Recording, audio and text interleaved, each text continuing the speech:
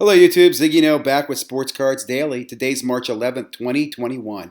And on this day a year ago is when the NBA shut down and really the pandemic started. Next thing you know, within days, we're on lockdown around the world. Wow, 1 year ago. Think about everything that's happened in that year. We're going to take a look back at a few of the very popular sports card sites in a moment. We'll take a look here at Gary V, Jeff, PSA Collector, and House of Jordan in just a moment, so sit tight. But before we do that, reflect back on this year. Think about everything that's happened, man, in your own world, your own life. Hope you're doing well. Hope you're healthy. If you haven't already, let me ask you to subscribe. I'll throw that in there too. Um, we'll talk about anniversaries. A lot of websites are going to be coming up with anniversaries as well, because again, COVID just changed the world. Changed it for myself as well. Real quickly, using market movers, did price movers by card. Just look in the last 7 days. Here's some stuff that sticks out to me. Lebron James right here. This is a 2018 a Contenders base raw card. It's a paper card. Selling for $1. Now it's selling for 11. Up 1,000%. That's ridiculous. Ezekiel Elliott's up, his rookie card. A lot of these are rookie cards that are up a lot. Not quite as surprised. Come down here, LeBron James. This is that card again.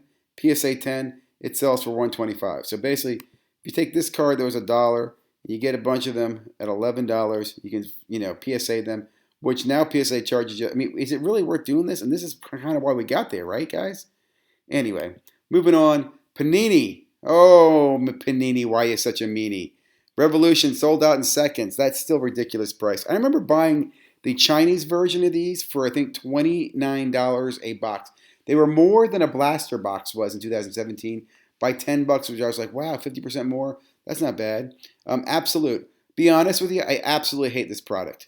I used to be a big fan of the glass cards, but since they don't get those to me anymore, or the redemptions suck and there's so many issues, I don't know. I'm just not a big fan of Absolute. So I'm going to tell you, save your money there.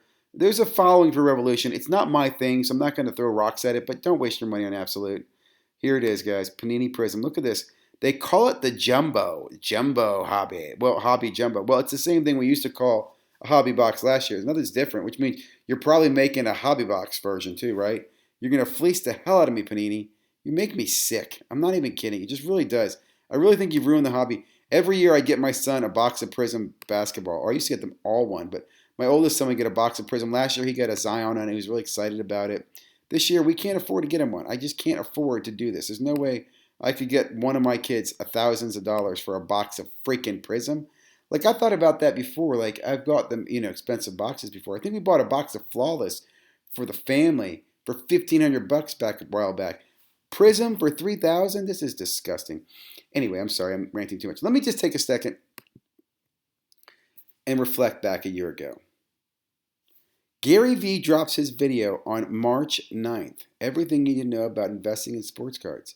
It was actually pretty captivating. He took questions from people dialing in and asking questions.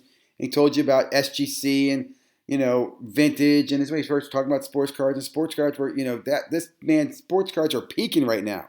March 9th last year. And then you know what happened. And let me just say this. You have to watch this video because love or hate Jeff, this man cares, dude. Tell me this. This is not odd. This is not him faking this. Watch this.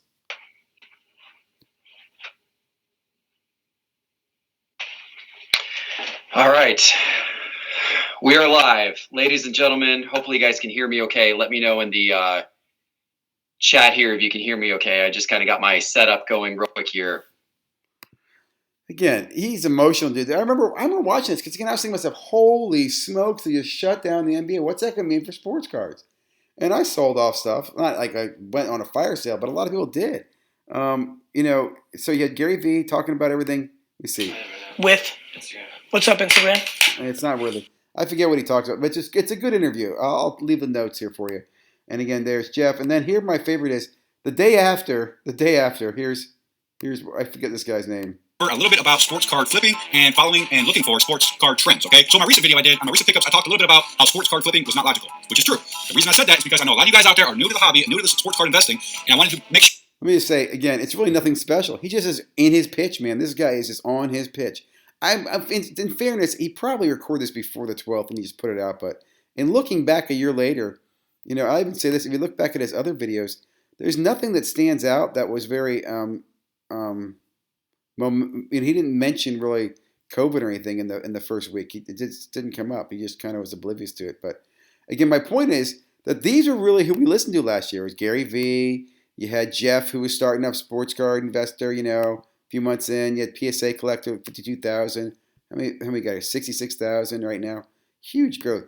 And then you had, if you don't forget, House of Jordan, right? What's House of Jordan at? Almost 2,000 viewers. These guys, I really like their show. They started as a podcast, and they went on the web, and then they went back to podcast. But listen to this, and also take a note of a couple things here. Check this out. This is a year ago. Actually, it's more than a year ago. This is the first video they put up, April 6th. April 6th is kind of anniversary of several others in the hobby. But just check this out. Cards, very generic things, right? I was just looking up some news articles on them, and a couple articles popped up that were kind of interesting that happened the last week, essentially. Check out Chris's hair. Holy shit. So the first one is actually from Brownsville, Wisconsin. Okay, getting back to our original neck of the woods. Yes, definitely, to the Midwest. And this was on NBC, so kind of a local kind of thing. And it starts with no live sports to enjoy, many fans are turning to memorabilia to get their sports fix. The owner of Real Breaks, a Dodge County-based sports card business, says his company output has more than doubled over the last 2 weeks. 2 weeks ago, we had a huge uptick. We couldn't even meet our demand, the owner of Real Breaks said. Everyone is staying home. There's no sports to watch. So now, in the last week, we've had 70 cases. We've almost doubled our output. Also interesting to know, we used to maybe get 200 viewers for a video after a week's time, he said, and now they're getting 2,000 to 3,000. Saying it's crazy, absolutely crazy.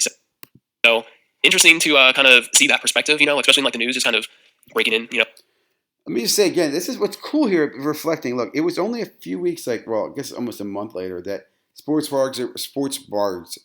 cards are booming. And again, this is the first video that really talked about that House of Jordan had up there.